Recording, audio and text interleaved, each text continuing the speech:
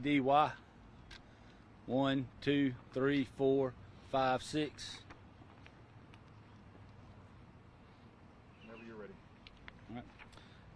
Early yesterday morning, it'd be Saturday, January the 8th, Tuscaloosa County Sheriff's Office deputies were dispatched to the 62-mile marker on the interstate I-2059.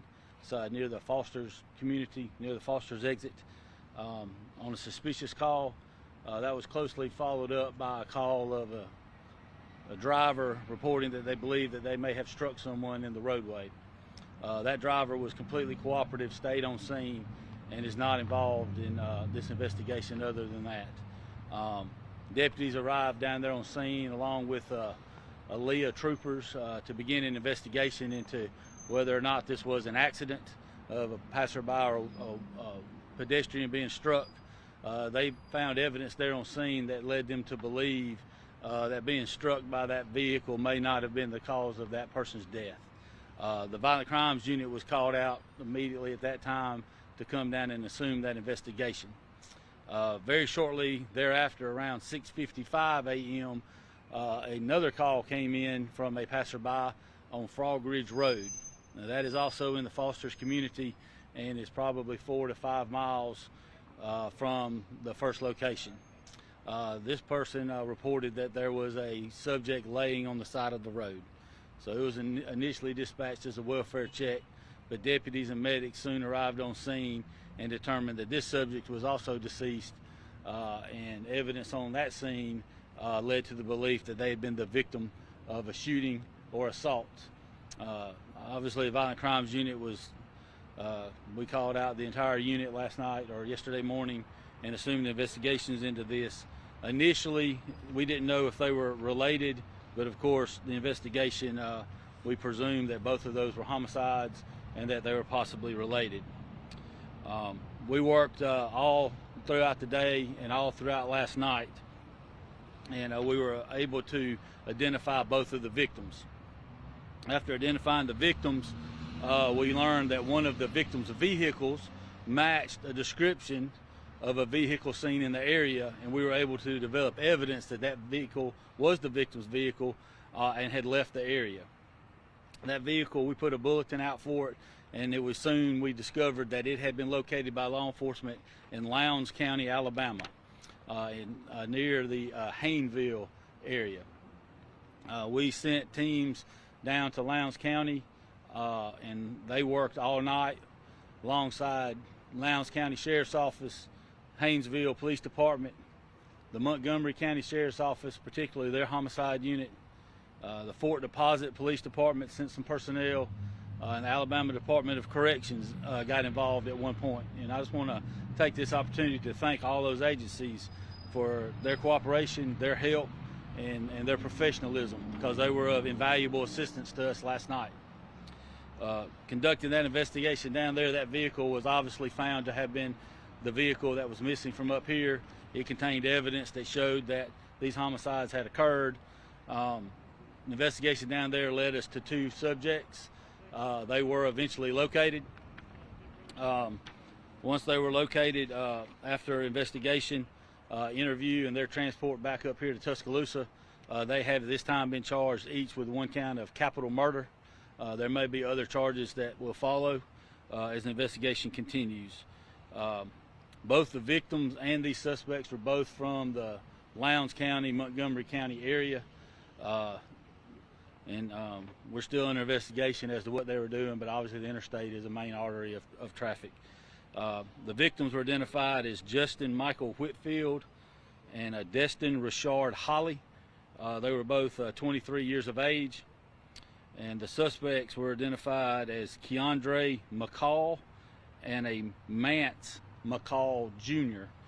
They're both 19 years of age, and they are related to each other as cousins. At this time, as the victims and the suspects were both from outside of Tuscaloosa County, and we don't have any suspects known at large, they're all in custody. We don't believe there's any danger to the Foster's community at this time at all.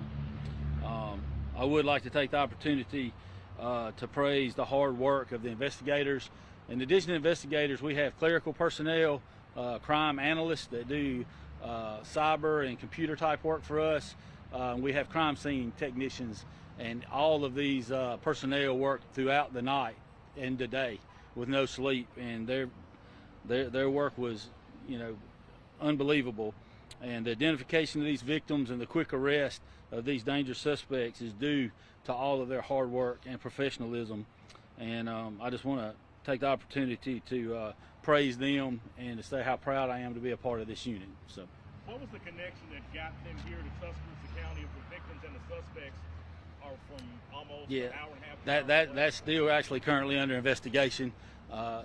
Unfortunately, the victims can't speak for themselves right now, and the suspects have been less than forthcoming. So, how'd they slip up and you catch them then? We've got technologies, good investigative methods. I've said this before, and I can't give away all that we do have, but we have 4 different agencies here working together. At times, yesterday I was on the phone with SBI, the Alabama Department of Corrections, all these agencies down south. We had our crime analysts out here utilizing different types of technology, and we are, when things fall together for us, we're quite good at what we do. And that's just the bottom line. And speaking of that, we're 9 days into the new year, 3 homicides with 3 arrests so far. It's just a continuation of the violent crimes unit high arrest rate. Can you just talk about how almost every case that comes in front of you, you guys make arrests pretty quickly? Right. I don't want to speak too much to that. We do have several open cases from last year, and of course nobody knows what the future can hold. All I can say is that we work every day for that, for our victims' families, and for closure, and of course to try to make our county in particular a safer place to be. But like you said, all of the Tuscaloosa Police Department, the Sheriff's Office, Northport, and the University of Alabama are all outstanding agencies on their own, and each of us sharing resources helps monetarily. We work together, our admin, our chiefs, and sheriffs work together, and this type of unit is second to none, I believe, in this part of the state, if not the state as a whole. So, do the suspects face any charges out of Lowndes County? Not at this time. You said that there's been 1 count of capital murder for each suspect. Yes. Can you say if that's related to the Frog Ridge Road homicide, the interstate homicide, 1 for each? Yes. One of the elements of capital murder is if you kill more than one individual through one course of conduct. So at this time they're being charged with 1 count of capital murder, but that is because we have probable cause to believe and have obtained warrants through the magistrate charging them for killing 2 individuals at the same time. So any motive at this point? It's still all under investigation. Do y'all believe you have your 2 guys, or are there more people? At this time, we believe these are our suspects. We have no one else at large. Of course, with the capital murder charge, there's no bond for either suspect. Correct. There's no bond for them at this time, no. Is there any kind of family relationship between the suspects, or was it just between the victims? We believe they were some type of acquaintances from, obviously they were all from the same area. I'm not sure if they have any family relations tonight. The suspects were related to each other, and both victims were reported to be quite good friends. So whatever went down, it just happened here, but there's no specific reason. As we know, yes. There may be other crimes that aren't murder that have occurred somewhere else, but we do believe that the totality of that crime occurred within Tuscaloosa County. Do you believe the bodies were put in 2 different places to kind of throw investigators off if one or more got discovered? Yeah, I can't speak to that, but they were both, for lack of a better word, discarded by these subjects in a rapid fashion after the murders. I mean, you've seen a lot of these cases, Jack, over your career. What's bizarre about how the bodies were left in the road that way? Like I said, I can't speak to their thoughts and actions. They're going to answer for what they've done, and we've been on the phone with the families in Lowndes and Montgomery County and some of their extended family throughout the state all night long. They've been up all night long with us, and we were able to make that phone call early this morning and tell them that we had arrested these two men. So why is it important to give these families closure for such brutal crimes? But that's all that we can do, and we're going to follow this case to the ends of the earth. This investigation isn't over. This just occurred yesterday. We still have backtracking timetables to put together where were they before this and after. All that's going to be done, and obviously everything that we find will be packaged and turned over to the district attorney's office in totality. So there may be other charges to come. Had the victims been reported missing from Lowndes County before the bodies turned up? They had not. Have you recovered a weapon or weapons? I'm not going to speak to that facet of the investigation right now. Any particular history with the suspects? Had they done as Both of the suspects were 19 years of age. So I get that right. Make sure. Yeah, both suspects were 19 years of age, so they did not have much of a criminal history at this point in their lives, if any.